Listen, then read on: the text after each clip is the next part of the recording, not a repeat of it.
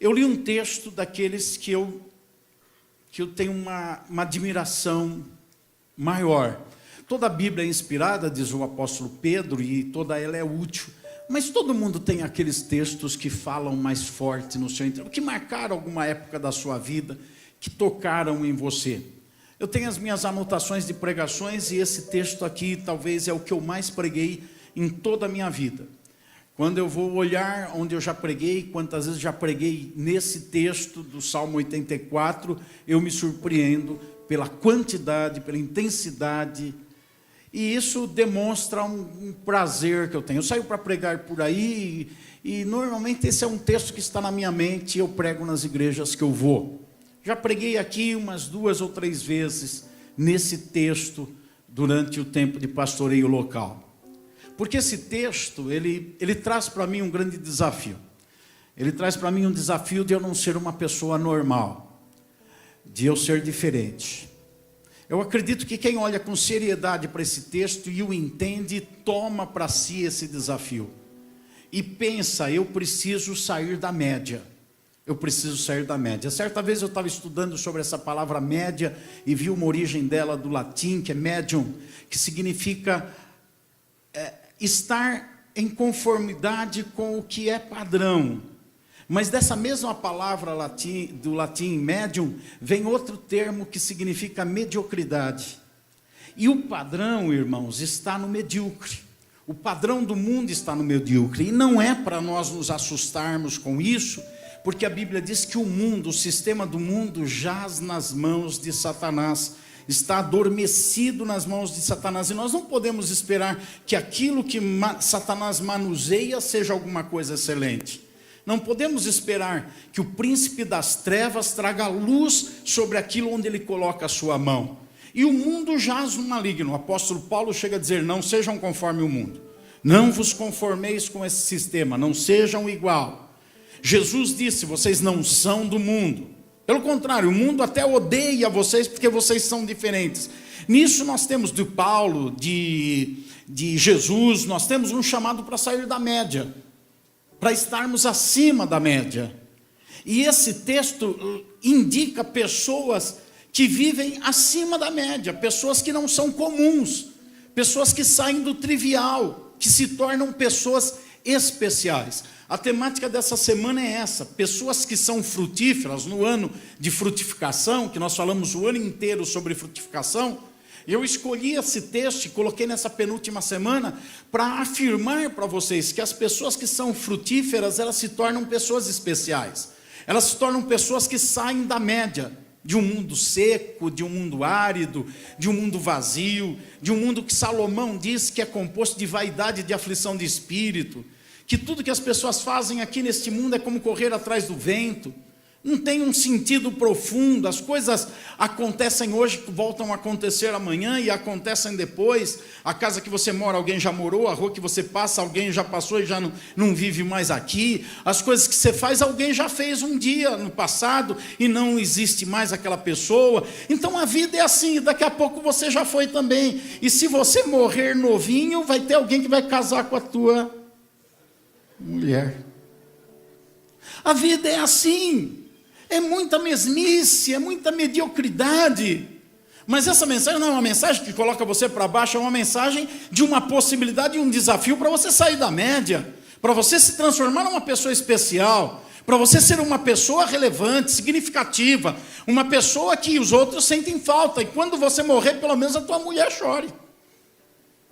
Alguém sinta falta. A Bíblia diz que o justo, até quando ele parte, a memória dele continua falando na terra. São pessoas que são especiais, e esse texto me indica esse tipo de pessoa que não se molda ao mundo, esse tipo de pessoa que sabe que ela não é desse mundo, que ela lida bem com a situação do mundo, não a aceitá-la, porque ela é diferente do padrão do mundo, ela não carrega nenhum trauma por isso, ela sabe que Satanás o detesta e procura destruí-la, porque Satanás sabe que é uma pessoa que causa prejuízo para ela, mas que essa pessoa também saiba que ela é uma pessoa apreciada por Deus, porque Deus a admira por ela não ser deste mundo e por ela sair da média, por ela ser uma pessoa superior à mediocridade que o pecado trouxe ao mundo. O pecado trouxe essa mediocridade. Quando Adão e Eva foram criados, eles não foram criados numa média, eles foram criados numa superioridade.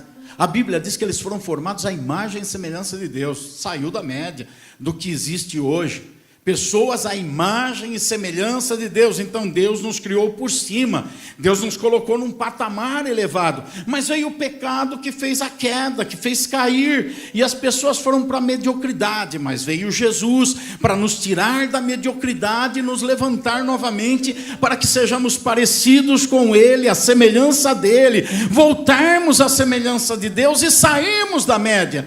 E esse texto é um texto desafiador para essas pessoas que entendem que não devem ser medíocres, que não podem ser medíocres, até podem, mas não deveriam poder, que deveriam ter um desafio na vida: eu vou ser melhor, não por uma presunção, não por uma ostentação, não para uma comparação com os outros, não é ser melhor do que alguém, é ser melhor do que a média, é ser melhor do que o normal, é ser um jovem que não seja um jovem de cabecinha vazia desse mundo, que só pensa em curtição, mas é um jovem que projete a vida, que pense no futuro, que construa o seu futuro, de ser um adolescente que não vive na mediocridade, pensando só em fazer tatuagem, ou uma mocinha qualquer que vive só pensando em piercing, que vive só pensando, não estou combinando essas coisas, cada um administra isso, mas estou dizendo que só vivem pensando nessas coisas e não tem um projeto de vida, não tem um objetivo, não tem um alvo. É sair da média. Esse é um texto desafiador para isso,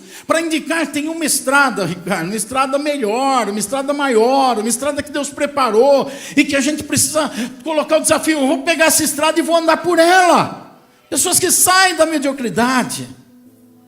E eu olho para esse texto e me inspiro a falar sobre essas pessoas que não são modeladas pelo padrão desse mundo, que não vivem segundo o curso da natureza terrena, o padrão de vida ditado pelas paixões carnais, pessoas que vivem pelo que sentem, pelo que querem, pelo que desejam, sem fazer conta, sem avaliar, sem pensar. Eu desejo, eu tenho vontade, minha carne pede, mas isso é bom, isso vai me dar um futuro, isso vai me ajudar, ou isso vai me destruir, isso vai fazer bem para a sociedade ou vai fazer mal? Vai fazer mal para o meu relacionamento com Deus ou vai melhorar meu relacionamento com Deus? Isso tudo são características de pessoas que são diferenciadas, de pessoas que não olham aqui agora e dizem: isso é bom, eu como esse pudim inteiro, mas pensam na balança depois. Eu não vou comer o pudim inteiro não, vou comer só um pedacinho, tem uma balança me esperando ali, eu preciso cuidar de mim. Que pensam um pouco mais na vida e não só no presente. Eu tenho vontade, eu faço, não, mas a minha vontade vai ser boa, vai ser produtiva, ou ela vai causar um efeito ruim a médio ou longo prazo? São pessoas que saem da média. As pessoas na média são impulsionadas por paixões, pela carne, pelos impulsos naturais, pelo que dá na cabeça, pelo temperamento que tem, pela forma que tem. Enfim, são pessoas que vivem assim, sem pensar. Me ajuda aí e fala para o seu irmão: Deus te chamou para ser inteligente, irmão, para pensar. Não tenha cérebro de barata não, pense. Não seja uma pessoa que tem a cabeça só para pôr chapéu. Hoje eu não uso muito chapéu, boné. Ou para ficar careca, que nem o pastor Vanderlei, o homem da inversão de valores. Ele é o nosso tema do ano que vem. Não inverta valores. Tem que ficar nos valores certos. Esse é o nosso tema do ano que vem, tá certo? Ele e mais alguns que estão aí, viu? Mais alguns. Então, nossa cabeça ela existe para raciocinar, para pensar. Ela é um leme, ela é um norte para a nossa vida, temos que usá-la. Pessoas especiais são assim, elas usam, elas pensam, elas não fazem só o que dá na cabeça, o impulso que tem, a vontade que tem, o que a carne fala, o que o coração manda. Essa frase é até muito banal, ridícula, que é dita por aí: faz o que manda o teu coração. Antibíblica, porque a Bíblia diz que o coração humano é enganoso. Quem o conhecerá? Mas tem muitos pais cristãos medíocres que falam para os seus filhos: faz o que manda o teu coração. Que coisa mais medíocre. Não, pessoas especiais não são assim. E as pessoas frutíferas, elas se tornam especiais. Elas são pessoas especiais. Por que eu olho para esse texto e vejo tudo isso. Aqui são os responsáveis pela música do templo que estão compondo esse salmo. E eles estão compondo o salmo debaixo de uma tela mental, de uma perspectiva que eles têm, de algo que eles visualizam constantemente acontecer, e que eu posso aqui projetar na minha mente também a situação de uma multidão vindo de terras áridas e desérticas para o templo do Senhor em Jerusalém apenas para adorar. É essa visão que está na mente desses coralistas que compõem o coro de louvor na casa do Senhor e que assistem periodicamente aquelas pessoas que vêm com suas famílias, com seus pertences, com filho, vêm de longe, viajam dezenas ou centenas de quilômetros a pé, no deserto, na areia escaldante, passam pelo frio da noite do deserto, que é algo terrível, pelo calor do dia, pelos perigos no meio de escorpiões, de rochas, de serpentes. Eles passam por tudo isso com um propósito: chegarem na casa do Senhor, no templo em Jerusalém, para adorar ao Senhor. São pessoas diferenciadas. Os salmistas, os que compõem esse salmo, eles usam essas expressões que nós lemos aqui, como são felizes os que habitam em tua casa, louvam-te perpetuamente. Eles são felizes porque eles têm forças que vêm do Senhor, e quando eles passam pelo lugar árido, pelo deserto, eles não se intimidam, mas eles têm a capacidade de mudar o lugar árido. Pessoas especiais, elas têm essas características na vida delas. Esse texto, ele traz aqui que essas pessoas passam pelo Vale de Baca. O Vale de Baca era uma região desértica, perigosa, no meio de desfiladeiro de montanhas. Caminho necessário para quem chegava a Jerusalém, vindo das regiões do Egito ou de outros lugares, de lá do Sinai, e vinha em direção a Jerusalém. Tinha que passar pelo Vale de Baca. Muita rocha no Vale de Baca, de um lado ou do outro. Nas rochas normalmente existiam serpentes, existiam escorpiões. Um lugar de terra seca, um lugar improdutivo, um lugar perigoso, porque os salteadores, os ladrões, é evidente, se tem um grupo de pessoas caminhando, levando bens para adoração no templo, e passam entre rochas num desfiladeiro, eles ficam vulneráveis, não tem para onde fugir. Então ladrões, assaltantes ficavam naquelas rochas para assaltar os transeuntes, aqueles que viriam por aquela região para chegarem no templo para adorar. Mas a Bíblia diz que essas pessoas passam pelo Vale de Baca. E o texto diz o seguinte: ao passarem, versículo 6, pelo Vale de Baca, fazem dele um lugar de fontes. Diz aí comigo: é fazer do limão limonada. São aquelas pessoas que não estão buscando simplesmente o melhor conforto, o melhor prazer, mas estão sabendo lidar com as dificuldades que têm, sem mudar o propósito. Porque muitas pessoas lidam com as dificuldades porque tem que lidar. O problema está na vida, tem que enfrentar e dizer: eu estou lutando. Não está lutando nada, está levando tapão, está sendo esbofeteado no meio do problema, porque não está sabendo lidar com ele. Apenas lida porque tem que lidar. Mas essas pessoas que saem da média, que não são medíocres, são pessoas que quando passam pelas dificuldades na vida, pelas lutas, elas não baixam a guarda e ficam: ah, meu Deus, que tudo está difícil. Mas elas dizem: como é que eu vou tirar proveito disso? Qual é o meu propósito? Para onde eu estou indo? Qual é a minha direção? Eu não mudo o meu rumo, eu vou seguir a minha rota. Eu vou ver o que faço para enfrentar esse vale de Baca e não ficar um babaca. Porque as pessoas comum passam pelo Vale de Baca e viram babaca. Elas passam pelo Vale de Baca e o Vale de Baca acaba com a vida deles. O Vale de Baca destrói o emocional, destrói o espiritual, destrói o físico. O Vale de Baca destrói a pessoa. Ela fica desconfigurada. Ela entra no Vale de Baca de um jeito e sai de outro. Mas pior, ela sai quebrada. Ela sai destruída. Ela sai quase um morimundo. Porque o Vale de Baca tem um efeito poderoso na vida da pessoa de destruição. São as pessoas comuns. Se você quer saber se você é especial ou comum, olhe para o Vale de Baca. Todo mundo tem Vale de Baca. Tem Vale de Baca que chama economia. Tem Vale de Baca que chama saúde. Tem Vale de Baca que chama família. Tem Vale de Baca que chama até ministério. Dependendo de como que está. Todo mundo tem seu Vale de Baca. Você tem, eu tenho. Todo mundo passa pelo Vale de Baca. Você quer saber se você é especial? Como é que você está quando acaba o Vale de Baca? Melhor, o que você está fazendo quando está passando pelo Vale de Baca? Porque aqui o texto me diz que essas pessoas especiais, ao passarem pelo Vale de Baca, fazem dele um lugar de fontes. Lembra a definição do Vale de Baca? Real, geográfica. Montanhas, desfiladeiro, deserto, terra árida, serpente, escorpião, assaltantes, perigos.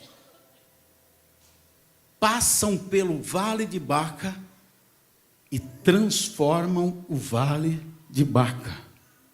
Aquilo que era para maldição, vira bênção na vida dessa pessoa.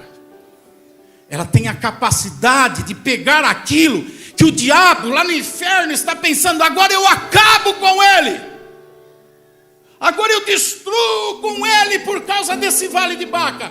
Essas pessoas especiais têm a capacidade de pegar isso que o diabo está torcendo lá para a destruição, e eles entregarem ao Senhor um fruto de louvor e glorificação, dizendo: aquilo que era para a morte virou vida, aquilo que era para destruição virou saúde, virou vitória, virou poder. São as pessoas especiais que sabem passar pelo Vale de Baca, que não se moldam ao Vale de Baca. Pessoas comuns ficam secas que nem o Vale de Baca é. Pessoas comuns ficam pessoas machucadas, duras, sentindo veneno de cobra como o Vale de Baca tem. Eles se moldam. Pessoas especiais não se moldam ao Vale de Baca. Transformam o Vale de Baca. O texto ainda diz que elas trabalham na época das chuvas de outono. Essas pessoas especiais trabalham na época das chuvas de outono. As chuvas de outono é o tempo para fazer o plantio e no futuro ter uma boa colheita. Pessoas que passam pelo Vale de Baca não param de plantar quando estão no Vale de Baca. Não param de lançar suas sementes. Pessoas comuns, elas ficam olhando para o Vale de Baca e paralisam. Elas ficam amarradas por causa do Vale de Baca. Param os seus projetos, param a sua vida, desistem dos seus sonhos, abandonam o caminhar, largam o que estão fazendo. Mas essas pessoas especiais, durante aquela época que é para trabalhar, eles estão trabalhando. Eles estão passando pela dificuldade, mas estão fazendo o que tem que fazer. Por quê? Porque eles não olham para o Vale de Baca, eles olham para o templo, eles olham para o futuro. Eles continuam semeando durante a situação difícil, porque estão pensando na colheita. Pessoas comuns, durante um momento difícil, eles se enclausuram e dizem: eu tenho que me trancar aqui, concentrar no meu problema, olhar para ele. Eles não olham assim, eles olham assim. Eles só veem o Vale de Baca. Pessoas especiais estão no Vale de Baca, mas estão olhando novos céus, nova terra, estão olhando para Jesus, seguindo para frente, para o autor e consumador da salvação. São pessoas especiais. Durante as chuvas de outono, eles estão preparando o plantio. Preparar o plantio quando está tudo tranquilo, tudo está bem, qualquer um faz, pessoa comum faz. Continuar naquele projeto que você tem, no desenvolvimento daquilo quando está tudo dando certo, quando está tudo bem, qualquer um faz, pessoa comum faz. Só pessoas especiais não ficam amarradas no vale de Baca. Só pessoas especiais no vale de Baca olham o celeiro que vai ficar cheio lá na frente e continuam semeando no vale de Baca, continuam plantando enquanto estão no vale de Baca. O texto ainda diz que eles possuem cisternas. Também o enchem, ou seja, no vale de Baca, eles enchem o vale de Baca de cisternas. Você sabe o que significa cisterna no hebraico, no original bíblico? Cisterna significa bênção, no sentido de que a cisterna era o lugar onde guardava o fruto da colheita, enchia aquele cesto grande, onde punha todo o resultado do trabalho, que representava alimentação, prosperidade, tranquilidade, enchem aqueles cestos. Então essas pessoas no vale de Baca, eles possuem cisternas, ou seja, eles têm bênçãos sendo construídas e armazenadas na vida deles. Pessoas comuns pensam que no vale de Baca é um lugar de maldição, que só tem dor e sofrimento. Pessoas especiais sabem que podem tirar suco daquela limonada, daquele limão, que podem fazer do amargo doce, que são capazes de tirar do favo o mel, e apesar do perigo das abelhas que podem picar, mas eles sabem que podem tirar bênção do meio da maldição. E é isso que nós temos como promessa. A promessa do nosso Deus é transformar maldição em bênção, é transformar aquilo que seria para nossa morte em vida, para nossa derrota em vitória. Essa é a promessa do nosso Deus, esse é o nosso Deus.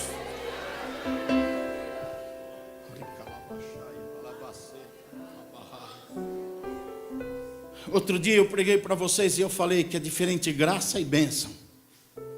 Graça é o favor imerecido de Deus, nós não temos nada a ver com isso. Deus, por sua graça, Ele nos dá.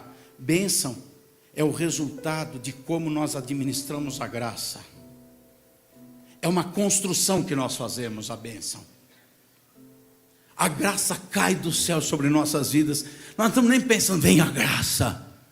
A bênção, nós construímos a bênção. Como? Vem a graça e nós reagimos positivamente à graça. Reagimos com louvor, com gratidão, com satisfação, com prazer. Entendemos que a minha graça te basta. Eu tenho a graça, então eu tenho tudo. Eu tenho a graça, não tem problema. Quem administra bem a graça está construindo a bênção, está fazendo as cisternas. É aquela pessoa que entra no vale de Baca e ela começa a ver montanha, cobra, escorpião, assaltante, lugar seco, lugar de morte, dificuldade, mas ele caminha dizendo, mas eu tenho a graça, eu tenho a graça, eu tenho a graça, e pela graça eu sou fortalecido, pela graça eu passo nesse vale, e com isso vai construindo a sua bênção e enche as suas cisternas. É a forma como lidamos com a graça que nos torna pessoas abençoadas. A graça nos salva. A bênção nos torna pessoas especiais neste mundo. A graça nos tira do pecado, nos leva para o céu, nos tira do inferno, nos leva para o céu. A bênção faz com que a gente coma o maná da terra, que a gente viva o melhor da terra que Deus preparou para nós. É a bênção, mas a bênção é construída por nós. Quando passamos pelo vale de Baca, passamos e não deixamos a cisterna lá na entrada do vale. levamos a nossa cisterna para enchê-la de bênçãos. Mas essas pessoas especiais, elas não só não se deixam moldar pelo vale de Baca,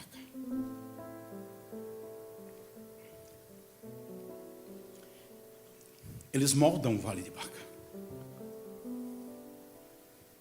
Eles moldam o vale de Baca. Imagine comigo uma cena de alguém que está precisando de uma casa para morar, e alguém diz assim: ó, tem uma casa para você morar. Está sem casa, não tem onde morar.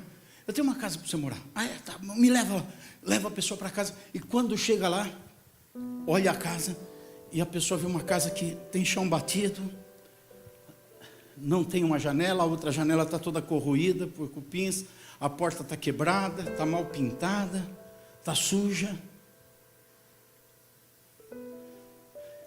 Pensou nessa cena? Tem aquela pessoa que entra na casa e fala: é isso que tem, vamos ficar aqui mesmo, e senta no chão, e se suja que nem a casa está suja, e se acostuma com a janela quebrada, com a porta corroída por cupim, e vai vivendo ali na casa, é o que eu tenho, e vai ficando igual a casa. Vai ficando igual a casa. Mas tem aquele que entra na casa e fala: peraí, eu vou dar um jeito nisso. Eu vou arrumar essa janela aqui. Eu vou dar um jeito nesses cupins, vou acabar com esses cupins da porta. Se preciso for, eu troco a porta. Eu vou pintar essa casa. Essa casa vai ficar uma beleza, vai ficar uma maravilha. É a ilustração conhecida da maioria, talvez, de vocês, do vendedor de sapatos, que foi enviado pela sua empresa para vender sapatos numa terra, e chegou lá naquela terra e ele viu que ninguém usava sapato, e ele pediu a passagem de volta e disse: eu não aguento ficar aqui, ninguém usa sapato, como é que eu vou vender sapato para uma terra que ninguém usa sapato? A empresa trouxe o cara de volta e mandou o outro vendedor. O outro vendedor foi para o mesmo lugar, chegou lá e olhou e falou: puxa, ninguém usa sapato, quando eu começar a vender, eu vou vender tanto sapato na minha vida. É só eu conseguir vender o primeiro sapato, que depois todo mundo vai querer comprar sapato, e só eu tenho sapato para vender. O problema não é o vale de Baca, são os teus olhos. Fala para o seu irmão isso, prega isso para ele. O problema não é o vale de Baca, são os teus olhos. Vale de Baca todo mundo tem. Tem ou não tem, gente? Todo mundo tem vale de Baca. Agora cada um tem um olhar que é seu. É como está enxergando o vale de Baca. É como está vendo. Tem gente que entra no vale de Baca e já pensa: o vale de Baca vai me destruir. Tem outros que entram no vale de Baca e falam: eu vou acabar com o vale de Baca. Depende da pessoa e não do vale. Vale de Baca é um imperativo na tua vida. Você não tem como escolher. Se a gente pudesse escolher, a gente nunca pisava nele. É um imperativo, nós vamos entrar no vale de Baca se já não estivermos nele. Mas a nossa reação e a nossa atitude já não é imperativa. Depende de sermos medíocres ou especiais. Depende do foco que nós temos na vida, irmãos. E todos nós podemos ter um foco melhor. Todos nós podemos olhar para o vale de Baca e transformar o vale de Baca. O texto diz que eles transformam o vale de Baca. Mais especificamente, ao passarem pelo vale de Baca, fazem dele um lugar de fontes. As chuvas de outono também o enchem de cisternas. Isso significa transformar o vale de Baca.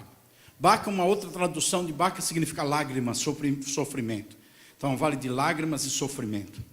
Nós temos um texto explicativo dessa situação no Antigo Testamento, na época do rei Josafá.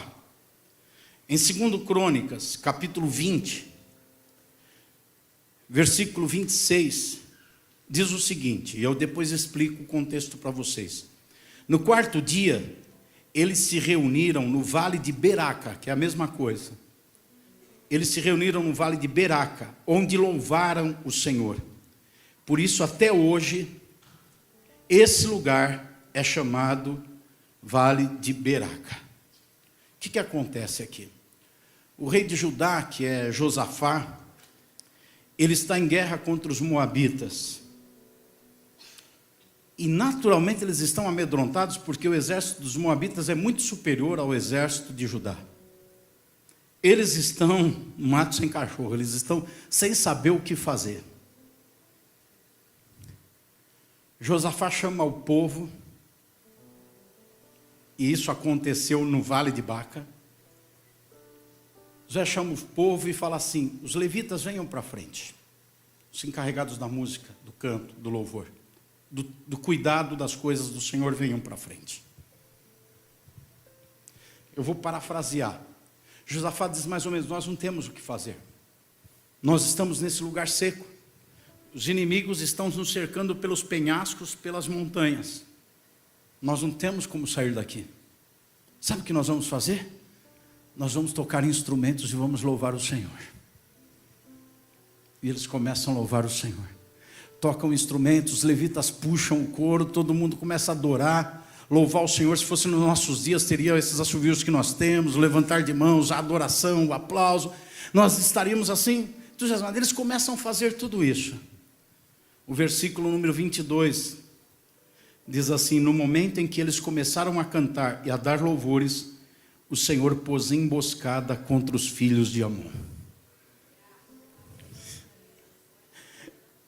Eles se esqueceram do Vale de Baca e se lembraram do Senhor.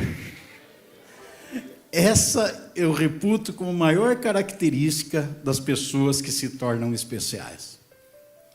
São pessoas que não ficam com o Vale de Baca na sua cabeça o tempo inteiro. Ai, o Vale de Baca, o Vale de Baca, não aguenta mais o Vale de Baca. Tem cobra, tem escorpião, o Vale de Baca está acabando comigo, eu não suporto mais, o Vale de Baca. Não ficam assim. Elas meditam no Senhor. A boca, o coração e a mente se voltam para o Senhor. Eles entraram em louvor. Eles não cantaram um corinho. Eles entraram em louvor.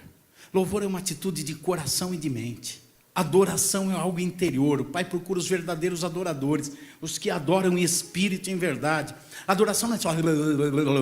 Adoração nasce aqui, borbulha, sai por aqui, sai por aqui, sai por aqui, sai pelos fios do cabelo, sai pelo calcanhar, sai pelo pé, sai pelos joelhos. Adoração nasce lá dentro, enche a mente, enche o coração e começam a louvar. Foi essa adoração que eles fizeram. Eles se ocuparam com o Senhor em adoração e em louvor. E o que o Senhor fez? Sabe o que o Senhor faz? Ele disse: se você cuida de você, se vire. Se você cuida de mim e dos meus interesses, eu cuido de você. Busque o reino de Deus, a sua justiça, as demais coisas os serão acrescentadas. E o Senhor veio e colocou em confusão os adversários. Eles começaram a ficar tudo perdidinho ali no Vale de Baca, de Beraca. Eles é que ficaram babaca no Vale de Baca.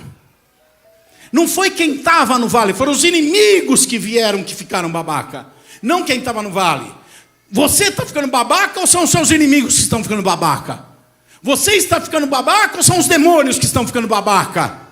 Depende da forma como você age no Vale de Baca, como você reage ao Vale de Baca. Eu termino dando 3 características que o texto nos apontam dessas pessoas especiais. Características práticas de comportamento para a gente se avaliar. Primeira, são pessoas que conhecem a Deus. O verso 4 diz: os que habitam em tua casa. É lógico que na Bíblia, casa, quando fala do Senhor, representa o lugar da presença do Senhor. Nós somos chamados de casa espiritual, habitação de Deus. É a casa onde está a presença do Senhor. São as pessoas que habitam na presença do Senhor. Eles estão passando pelo Vale de Baca, mas onde que eles habitam? Na presença. Passar é uma coisa, habitar é outra. Habitar é o lugar onde você está, onde você permanece, onde você vive, onde você tem descanso, de onde você tem o teu sustento, onde está a tua inspiração, onde está a tua força. Essas pessoas especiais, eles habitam na presença do Senhor. E a Bíblia diz que na presença do Senhor há abundância de alegria. Na presença do Senhor há satisfação plena. Tem tudo que nós precisamos na presença do Senhor. Elas não estão de passagem pela igreja. Pessoas comuns passam pela igreja. Elas vêm na igreja, mas enquanto elas passam pela igreja, elas habitam na casa do Senhor. Elas vivem. Eles vêm ao templo para celebrar, como aqueles peregrinos que viajavam e chegavam ao templo em Jerusalém para celebrar. Mas depois da celebração eles iam embora. Mas a presença do Senhor continuava com eles. Eles não iam buscar a presença do Senhor, eles levavam a presença do Senhor para a casa do Senhor. E eles saíam da casa do Senhor com a presença do Senhor. São essas pessoas especiais que conhecem a Deus. Segunda característica, pessoas que são dirigidas por Deus. O versículo 5 diz: os que em ti encontram força. Força é a nossa mola, ou a nossa energia propulsora das nossas ações. Então são pessoas que agem impulsionadas pela força que Deus dá. Pessoas comuns agem impulsionadas pelas suas emoções, ou até pelos seus raciocínios, ou até pelas suas habilidades, ou até pela sua espiritualidade. Elas agem mediante as suas experiências de vida, o que elas sentem, o que elas querem. Mas essas pessoas especiais encontram força no Senhor. Elas são impulsionadas pelo Senhor. Como é que eu vou agir? Eu vou agir como o Senhor diz que eu vou agir, que eu devo agir. Como é que eu vou sentir? Eu vou sentir o que o Senhor diz que eu devo sentir. Como é que eu vou fazer o que o Senhor falou para eu fazer? A força delas vem do Senhor. São pessoas especiais. Pessoas comuns não. Pessoas comuns podem saber o que o Senhor quer, mas na hora de fazer não conseguem. Porque tem outras forças movimentando as pessoas comuns. Não é a força do Senhor. O salmista Davi diz: a tua palavra é lâmpada para os meus pés, e ela é luz para os meus caminhos. Ou seja, ela que me mostra como é que eu devo andar, por onde eu devo agir, como eu devo agir. Terceiro, essas pessoas, elas se ocupam com a eternidade. Versículo 5 diz que elas são peregrinos de coração. Elas sabem que estão de passagem por aqui. Elas não estão ajuntando tesouro na terra, onde a traça e a ferrugem corrói. A preocupação delas não está nessa vida. Elas pensam nas coisas do alto, como Colossenses diz no capítulo 2. Elas vivem nas regiões celestiais, como o apóstolo Paulo fala aos Efésios. Elas são peregrinos de coração. Peregrino é aquele que está num lugar, mas não é dali, ele está passando por ali. Essas pessoas especiais, elas passam pelo Vale de Baca como se estivessem passando pela festa de debutante do seu filho. A festa de debutante do filho é a mesma coisa que o Vale de Baca para elas. Por quê? Porque é tudo daqui. No céu vai ter festa de debutante, gente? Não tem. É tudo daqui. O Vale de Baca também é daqui. Elas são peregrinas. Se é vale, é daqui. Se é montanha, é daqui. Altos e baixos da vida não as impressionam, porque é tudo daqui. Elas são peregrinas de coração. Mas preste atenção nos termos. Elas são peregrinas de coração. Não é de imposição, não é de pregação, não é porque o pastor pregou. Coração significa, elas se motivam em serem peregrinas aqui. Elas têm prazer de serem peregrinas aqui. Elas vivem aqui, não são daqui. Então o que é daqui não vai afetar, não vai destruir.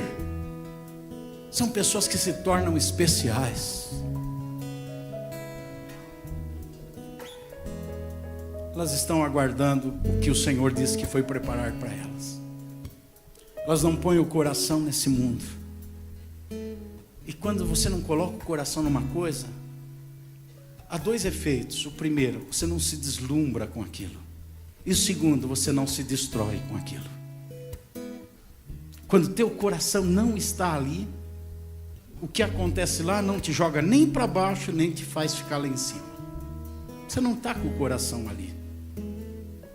Essas pessoas são peregrinas de coração.